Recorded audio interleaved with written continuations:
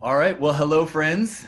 Thank you for joining me in this third conversation on race and unity. As you know, we're in a series of 6 conversations talking about how we approach race and unity and justice in the church. And we're kind of covering the spectrum. We began with understanding how we bring a biblical worldview to bear in how we live out God's vision for His church in our present time.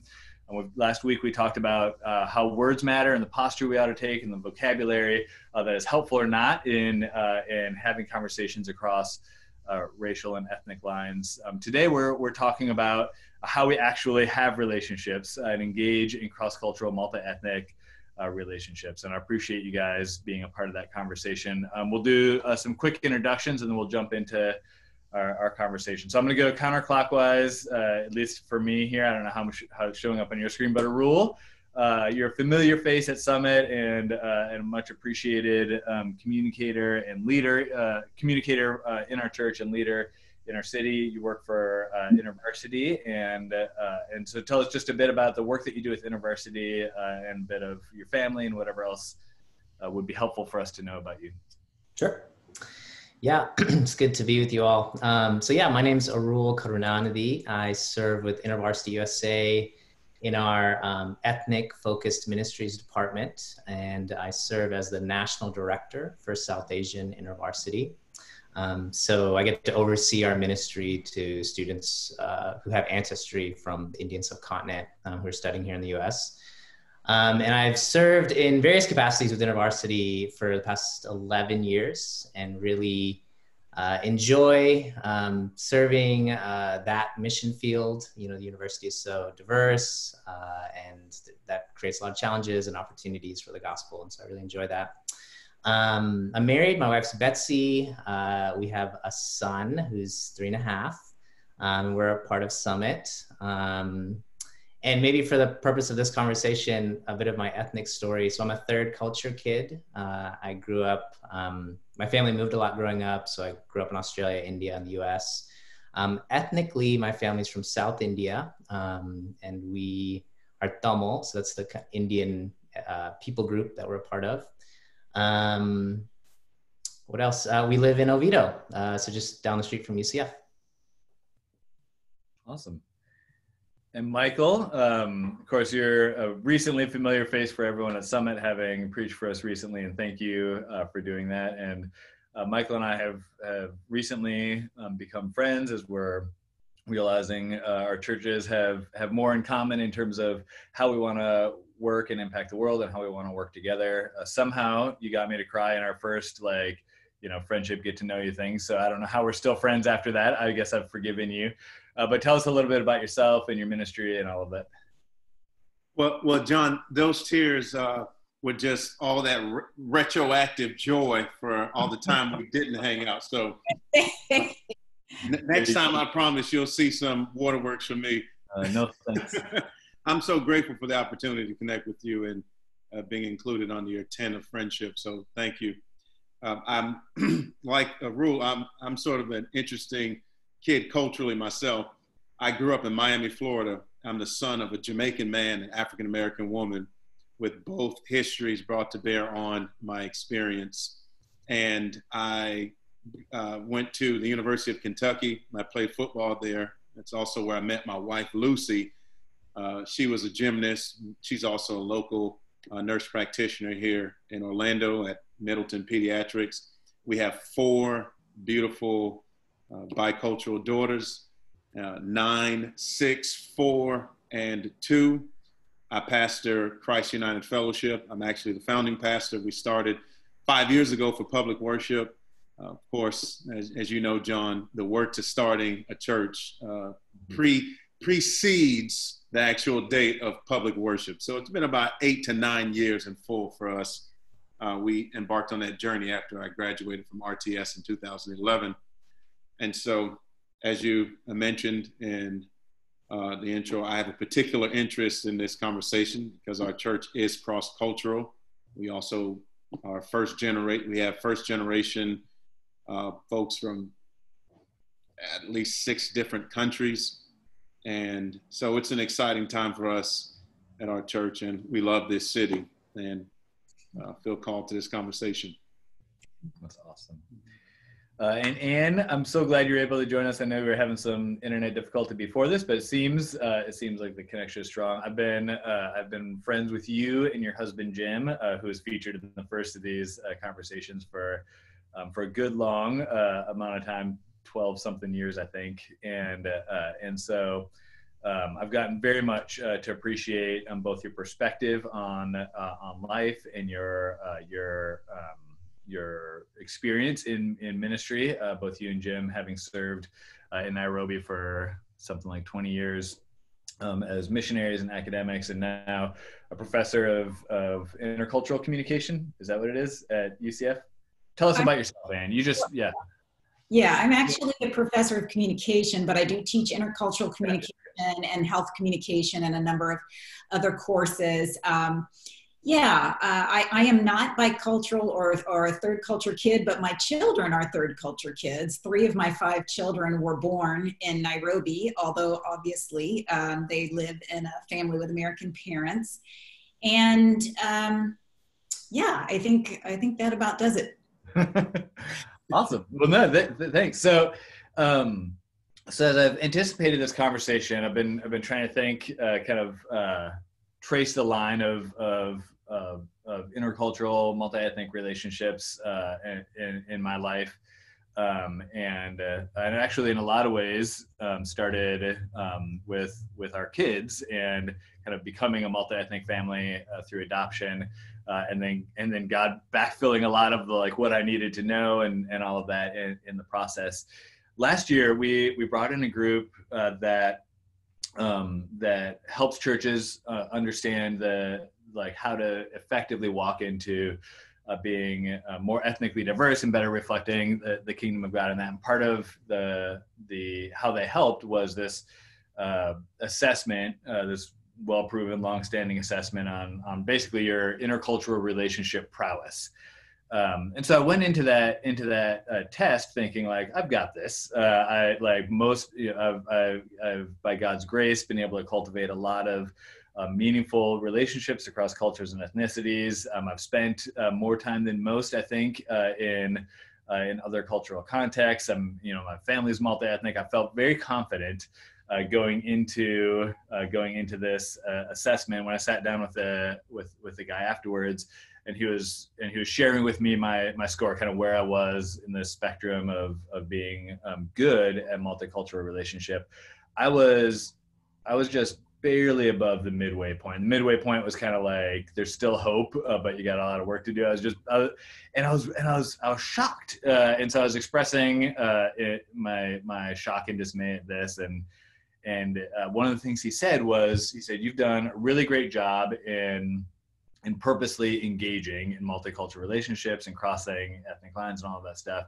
So, but you haven't done the work of kind of understanding yourself and understanding what you bring to bear in diverse relationships. And so you're valuing all of these other things, but you're not valuing your own experience and how it's impacting how you approach these relationships. And he said, your homework in this is entirely introspective, and which was, I'd so much rather not do that, but that was the homework he gave me. And so, and I think that was helpful for me as we look at this conversation about how do we have multicultural relationships. It's not just how do we engage with other people, but how do we understand ourselves and the perceptions and perspectives that we bring to relationships of diversity. So, Anne, you teach this stuff. Maybe you can tell us a little bit about kind of the dynamics at play in stereotypes and kind of how we form our views of other groups of people.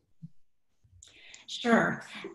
Let me start by explaining that as humans, we are constantly bombarded with massive amounts of stimuli. All right. So in order to take in our environment efficiently, you may wonder where I'm going, but hang with me here.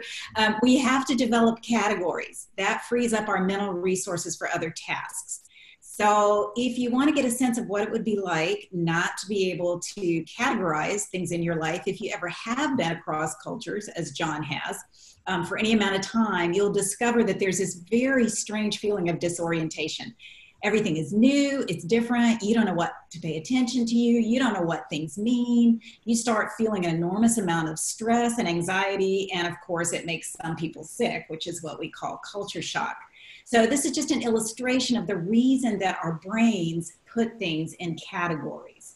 So when we categorize groups of people, we call those stereotypes. Now, we tend to think of that term negatively, and there are a lot of reasons for that, but you should probably think of it neutrally to start with. So let me give you an example of what I mean. So I am a professor, and when I go into a classroom the first day, my student, of course, I'm not going to do that this semester, I'm teaching remotely, but anyway, but normally when I go to a classroom the first day, my students will immediately recognize when I walk in that I am the professor. Why do they recognize that? You're thinking, that is so obvious. We're looking at you. We can tell that you are not an undergraduate student. Right, that's because they have a stereotype that professors are, in most cases, going to be older than them. And they have other stereotypes about professors and the professor-student relationship. So, you know, they have ideas about what our level of education is, and they're pretty much right about that. We have a higher level of education than most of them. They have stereotypes about how they expect us to talk to them, and how they, you know, how we will talk back and so on. And all of these stereotypes are accurate, basically. It's not that professors don't differ. It's not that I'm exactly like the person that they may have had in the class session before, but these stereotypes are useful if my students begin with those and begin interacting with me on that basis. It actually is helpful to them. It's helpful to me. It gives us a ground on which to stand. Okay, so stereotypes have this necessary and legitimate function in our lives. Everybody has them. Do not pretend to yourself that you do not have stereotypes, because you do. And there are multiple theories in mass communication, which I'm not going to go into, about the way even the media we choose to expose ourselves, whether that's traditional, whether that's social media. It shapes our view of ourselves and also the groups that we interact with, for good, but of course very often for evil, which leads me to the point that even though stereotypes serve a particular function, there are three problems that we run into with stereotypes that can have a negative impact. And the first is that we tend to, when we create a stereotype, we tend to think of people, it tends to move us toward thinking of people in terms of us and them. Now, again, there is some functional reason for this. So the people in your in-group, like your family, they are likely to protect your interests with, you know, more enthusiasm at least than people who are out-groups to you. So that is true.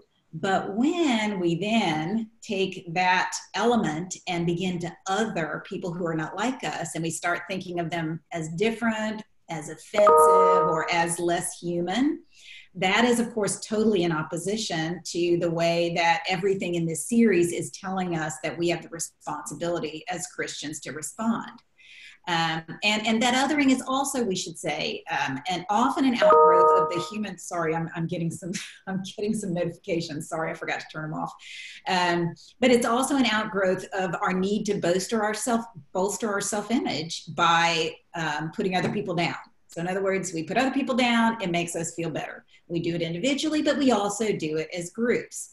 And of course, that is negative. So that's the first issue, that we tend to divide stereotypes into us and them. The second is that a stereotype can be broadly accurate, but not true of an individual. And so when we essentialize groups of people, as assuming that they're all the same, without trying to understand them as an individual, we're in error. And at best, we're going to miscommunicate, but at worst, we'll offend them. And so if you want to think back about my example, my students have stereotypes about faculty, about professors that are accurate. But they also know, if they're clever, that they've got to get to know each individual professor, what their expectations are, what their style is, if they're really going to learn. So that's our second error that stereotypes tend to lead us into. And the third is that inaccurate stereotypes, of which we all have many, resist change. our brains actually try to hang on to them. So when you have a stereotype about a group and you run into contrary evidence, your tendency, my tendency, John Parker's tendency, is to only see and take in what supports our existing stereotype. So we have a name for that, in case you want to be able to name your mental mechanisms, and we call that confirmation bias. You've probably heard that term before. And the sort of the flip side, or maybe a corollary to that, is that when we meet an idea that we don't like, or a fact about a social group that doesn't agree with our stereotype, we also tend to scrutinize that idea more carefully. So in other words, we're pickier, we're more critical of something that is contrary to our ideas, than we would be if we were looking at information that supported our ideas. And that we have another name for, that's called motivated reasoning. And so this is why, if you've noticed, it's very hard to change people's stereotypes. It is also just as hard to change yours or mine. We all have this inclination. It's human and it's problematic. Somebody has said that our minds are like natural lawyers. They're great at finding evidence for what we want to believe, but they're also great at discrediting any evidence that threatens our current beliefs. And if you want to test that, you can think about how often you seek out news that's clearly reported from the other side of the political spectrum from your own beliefs. If we really want to learn, we're going to seek out other opinions and we're going to seek out a diversity of relationships, but it's not our inclination. So I'll just add one more thing, and then I know John probably didn't expect this long an answer, but I'll add then that you can see that stereotypes are perceptions. We talk a lot, or we hear a lot these days, about biases. Biases are negative attitudes toward other people that are based on faulty or inflexible stereotypes. So again, stereotypes are your beliefs, attitudes, biases are your attitudes, which means you have some sort of preference there that's encoded. And then finally, another term that is often associated with these is discrimination. Discrimination is when the attitude moves into behavior. So biases, there are a lot of mechanisms that our brains also do very subtly with us when we have those kinds of preferences. I'm thinking I better close off my answer here, but the point that I'm making is that every single human, these are inclinations. This is what we're working with as people, and it's good to be aware of it so that we can knowledgeably deal with our own, our own tendencies. So hearing that, if I'm understanding correctly, like our brains need to stereotype in order to survive the world, is kind of the foundation of things that are talked about a lot right now in the larger cultural context of biases and discrimination, all of that. It's kind of all of those are reinforced by stereotypes, and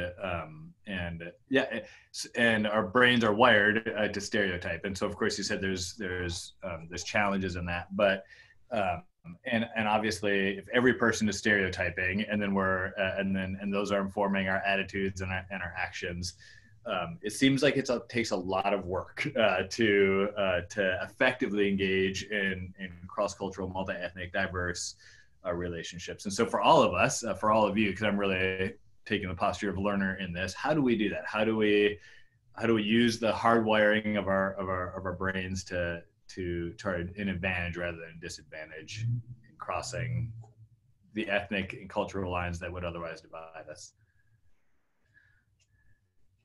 And Arul and Michael, you guys are in the thick of it in both of y'all's ministries, and so I'd be interested. I defer to the distinguished gentleman, Arul. That was amazing. I'm taking copious notes over here. Yeah, I was just thinking Anne should just teach her class to Summit. If we can log in, that would be great. It's some of the things I was thinking as Anne was laying out. It was so helpful, like the different bias for stereotype versus discrimination. I think when I think about day-to-day interactions, or when I'm working with a group of students, and how do they engage in cross-cultural relationships in a place that's super diverse like the university. The thing that we commonly, I guess, talk about is we probably exchange the terms that you're using, and stereotype is more of a neutral term, with bias that seems more negative. There's a negative attitude, and then discrimination actually is the behavior. So I'm probably talking about it, interchanging all those terms. But what I see that happens a lot is people will have a bias about or a stereotype, which then becomes a bias, which then it seems like there's a progression to that. What's, I guess, helpful to your question, John, is if we're not aware of those things, then we just do them, and we act and we think in a way that is hurting other people, is offending other people. And where it becomes, I think, really problematic is when a group or a person has a lot of power. So for example, if you're a healthcare professional and you have a stereotype that has moved into a bias about a certain group of people, then when you are like taking like a nurse or a doctor who's taking like information from a certain person, and you have these biases about, well, these people are very truthful, but these people over exaggerate too much, then you're going to treat people differently in the healthcare you administer. Or if you flip the kind of example Anne shared about, if you're a professor who has biases about like, these students tend to be really talkative, or these are the misbehaved ones, so I need to be like really paying attention here, then we're talking about like, you're not treating people fairly. So I think that's why it's so important to be aware of how do we think about people? And we haven't gotten into this yet, and so I'll just maybe broach this since Anne brought up bias. When you have like an unconscious bias, right? When people talk about implicit bias, it's a negative opinion you hold about a group of people that you're not even aware of, right? So to share an example for myself, I remember my wife and I were driving one day, and someone cut us off in the road. And I just said out loud, I was like, I can't believe she did that. And my wife just turned to me and was like, why do you think that was a woman? And there was no way I could have known the gender of the person who was driving that car. And I just thought to myself, like, oh my gosh.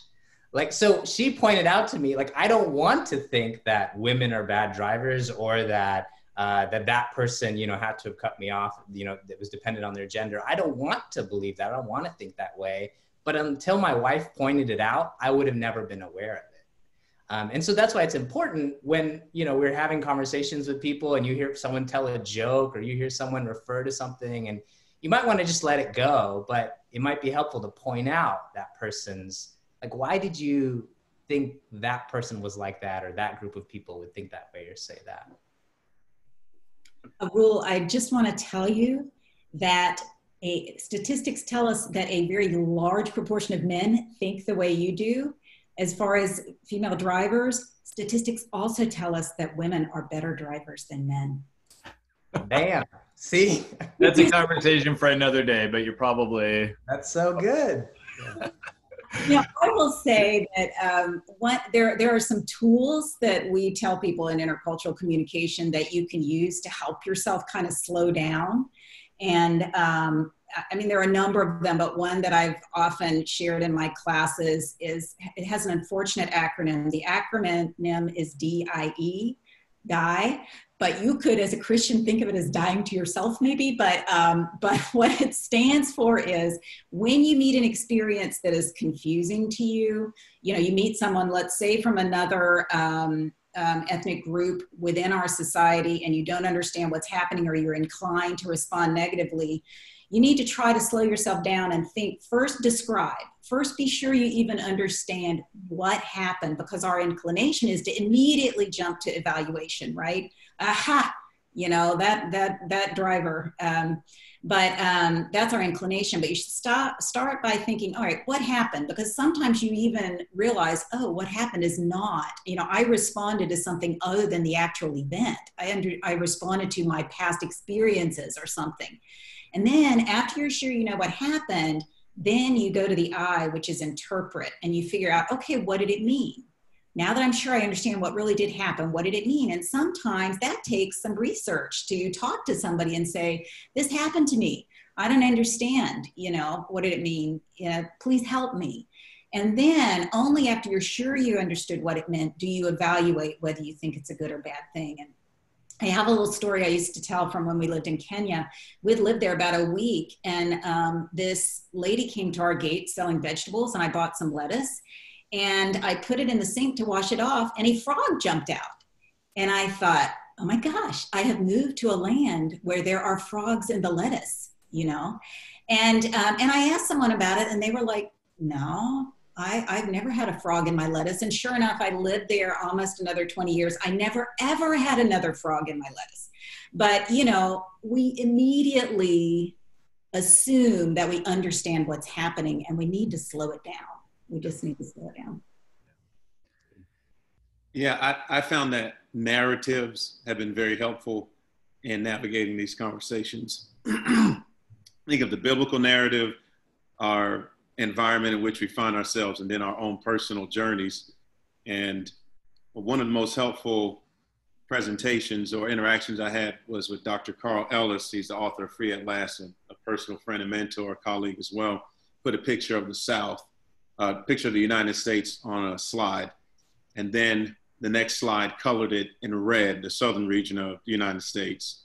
And then the next slide said the Bible Belt, to which everybody responded, oh, of course. Well, then the next slide after that told the full story. Jim Crow.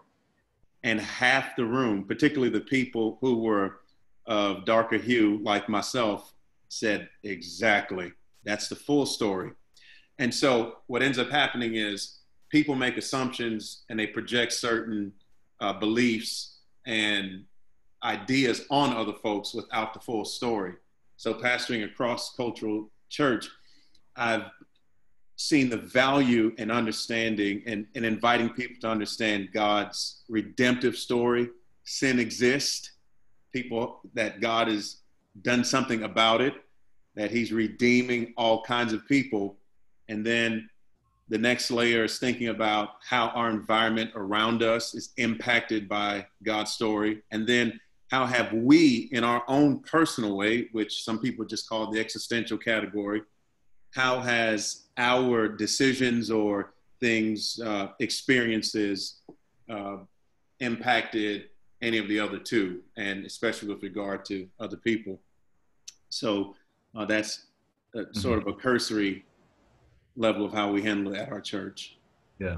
So, Michael, one of the things that was that I really appreciated hearing you say in a meeting in our conference room early on was we were talking about the work it takes to effectively engage in cross-cultural ministry and in relationships across ethnic lines. And you said, and someone had mentioned that it can be quite exhausting, and even just kind of hear it, like taking in, the other day when the guy told me, like, you don't even understand what you're bringing to this conversation. It feels like I have all this homework and it's still, barely maybe getting it right. That can be exhausting, understanding stereotypes and kind of how we're wired to put people in categories.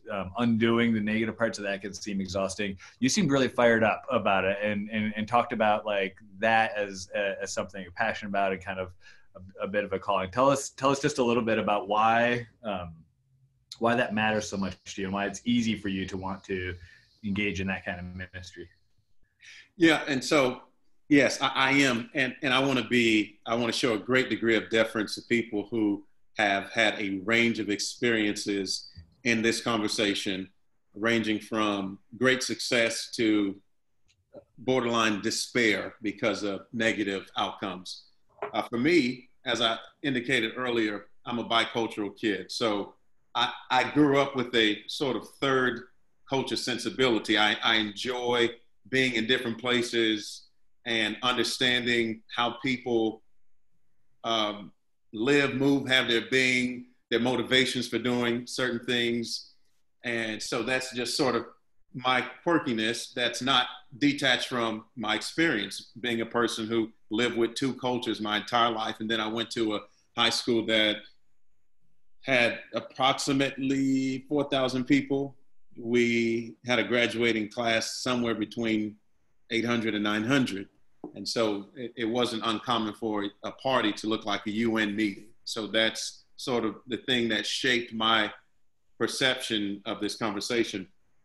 I also, when I got to college, realized just how prevalent tension was between, and at the risk of sounding reductionistic, between Black and white people. But of course, we can expand that to include other groups as well.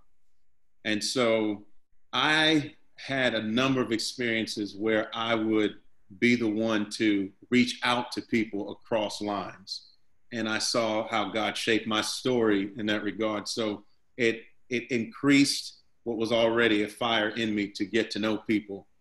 And I think the other part of it is that I'm involved in a cross-cultural marriage, and I have bicultural children. Well, maybe tricultural children, if you will, at this point. So that gets me excited. But I've also had negative experiences where certain things have been projected on me that signals that there is more work to be done. For example, in passing, I've been called an Oreo, Uncle Tom, all those kind of good things by people who look like me. But then on the flip side of that, I've also been told by people who look like you, Ann, and people who look like you, John, my white friends, that they're Blacker than me. So now what's happening on both sides of those spectrums is that, on both sides of the spectrum, is that we are associating something that we are associating whiteness with standards for which we should strive.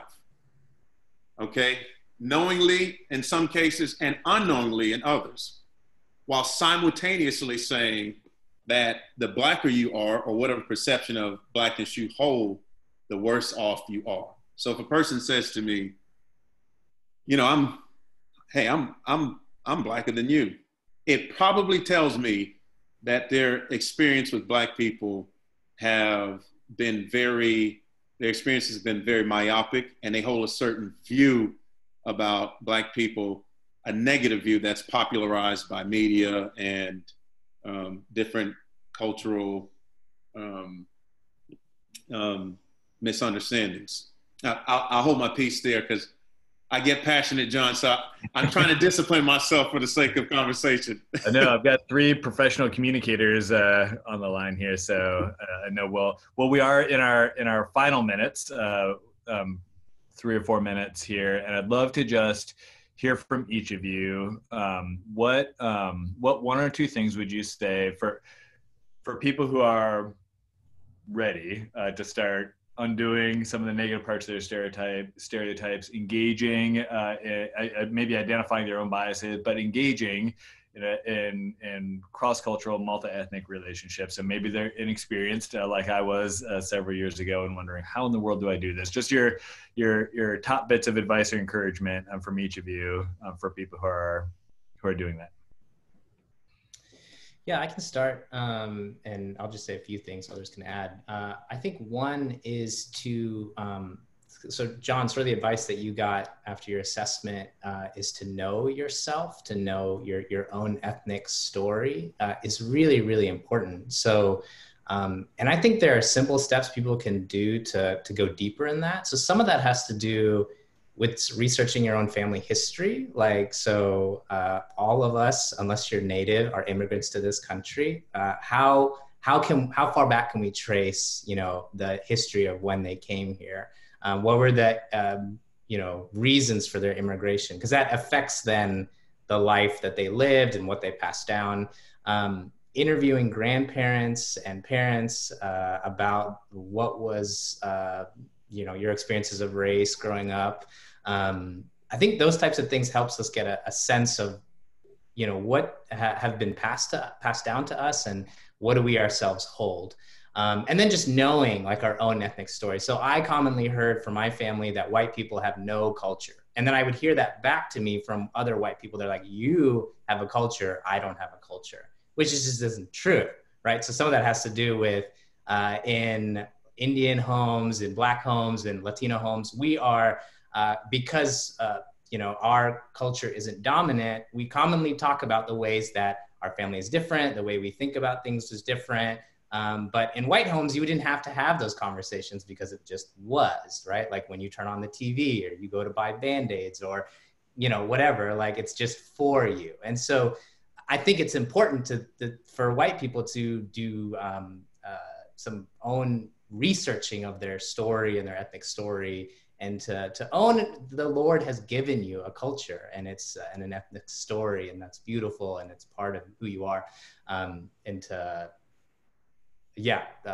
disbelieve that lie. I think for people of color, it's the same as true. It's easy to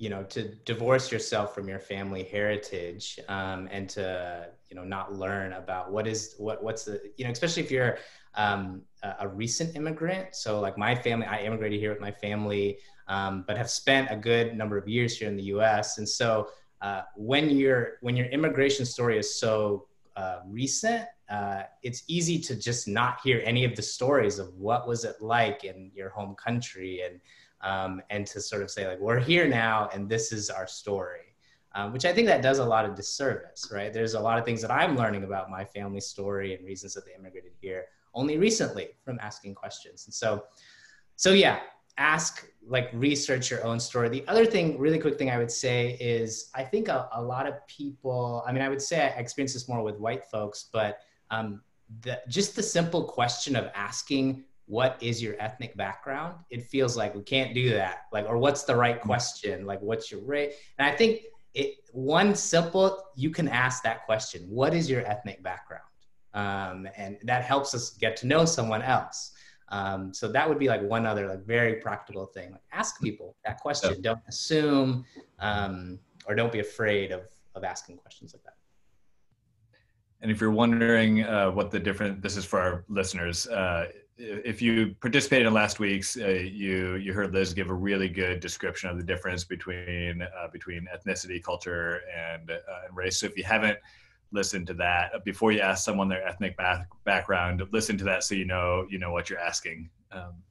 And what advice would you give? I was hoping Michael would go first, because I was going to say he would take some of it, because I have 3 things. I'll try to be really quick with them. So I think one thing that is a Christian virtue that we don't hear a lot about, but it is really critical, is humility. Mm-hmm. We need to be able to admit that we're wrong. And we get a bit of this in psychology as well. You might have heard of fixed and growth mindsets, but the idea is that if you have an understanding that I'm a person and other people are people who can learn, who can grow, my intelligence and my gifts aren't fixed, that means you won't be as threatened if you find out that you're wrong or that you failed in some relationships that you have tried to develop. So I think that's one thing, is that we practice humility. I would say the second thing, and this is something that Summit is really focusing on, but it happens to also be supported by decades of research, is start spending time with people who are different than you. In the social sciences, we talk about the contact hypothesis. It's a psychological theory, but it says that if you can get with people who are different, and particularly who are of equal status than you. In other words, you don't want them to be, your employees or whatever, because they're not going to be able to relate to you at an equal level, and it's not going to resolve some of these things for you. But if you have common goals, if you're cooperating, if you can get in a relationship like that, which is something I think Summit is really working toward promoting, then there's all sorts of evidence that it helps people to develop empathy and to actually change their stereotypes and the way they categorize. And it just helps us feel comfortable with other groups. So I would say start spending time, and again, Summit is really working on supporting that. And the last thing I'll say, and I'm going to give credit where it's due, this comes from Tim Keller, but I think it's a beautiful point. He says that racism isn't just not loving our neighbor, it's also a rejection of the gospel of salvation. It's a return to trusting in a quality in ourselves or in our group to save us, because we're saying I'm better than them, which we all know we are saved through grace, the grace of God. So remind ourselves that we're all part of common humanity, and there's nothing great about us that leads us to deserve the love of Jesus. All right, Michael, try to do that pastoral moment. Oh my, and I'm so blessed by you. Well, so for me, I would offer the story of redemption as a start point. Again, look at God's meta narrative. Look at the story of redemptive history. What God has done is undoing, if you will, by Adam's failure. Relationship tension and hostility is one of the results or consequences of the fall. Okay, so sin is in the world, and that impacts how we deal with each other. But if you pay close attention to the Bible, to which Anne alluded, God did something about that through his son, Jesus Christ. And he died to save all kinds of people. If you are a subject of his redemption, then you're called to love all kinds of people indiscriminately. You're even called to love people who are openly hostile towards you. That's called an enemy, okay? And so we're called to do good to all, especially those who are in the household of faith. Called to be a neighbor to everybody. Who is my neighbor? Anyone except me. So we've got to have those as foundational beliefs as Christians. We've got to live out of those realities. And then I would say, practically speaking, I've been very blessed by Howard Thurman, the author of Jesus and the Disinherited, which is one of my recommended readings. And in his chapter on love, he talks about how segregation is a complete ethical and moral evil, and it poisons normal contacts on both sides of privilege and underprivilege. So when you have people who are in position of privilege, people who are in positions where privilege is lacking, worship, he argues, is a space where normal contacts can happen and should happen. It's where the powerful and the powerless realize that they have mutual worth, mutual value, and that they're both created in God's image and both deserving of dignity. And so those things should undergird how we deal with people foundationally. And then curiosity, take a posture, an attitude of learning about people. And then from curiosity to conversations, actually having human interaction, connecting with people.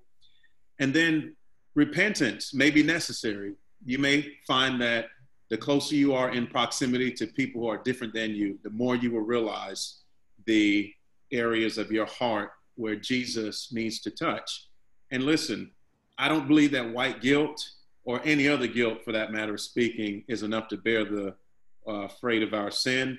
It's the gospel of Jesus Christ. So as Christians, if we discovered in our interactions with others that we have attitudes, that we have behaviors, that we have ideas about people that fall short of God's standard, then Jesus died for that sin as well. So we can live out of that reality and move towards what's better, what's pure, what's right according to God's word. And I'd say finally, having 4 daughters helps me tremendously with even how I deal with and understand struggles that women face. It has awakened me to Anne's point about hanging out with people different than you. I'm married, been married for 11 years, and I have 4 daughters. So I'm surrounded by 5 women every day of my life. And that helps me to understand and to appreciate and to empathize even more with what my sisters in Christ have experienced, or their potential fears, et cetera, fill in all the blanks. So yes and amen to hang out with people who are different than you. I'm a champion for that. Amen. Amen. Well, and the good news is between your wife and your daughters, you're going to be surrounded by great drivers statistically. All right, y'all. Thank you so much for being a part of this conversation. I really appreciate it on behalf of those listening in. Thank you from them as well.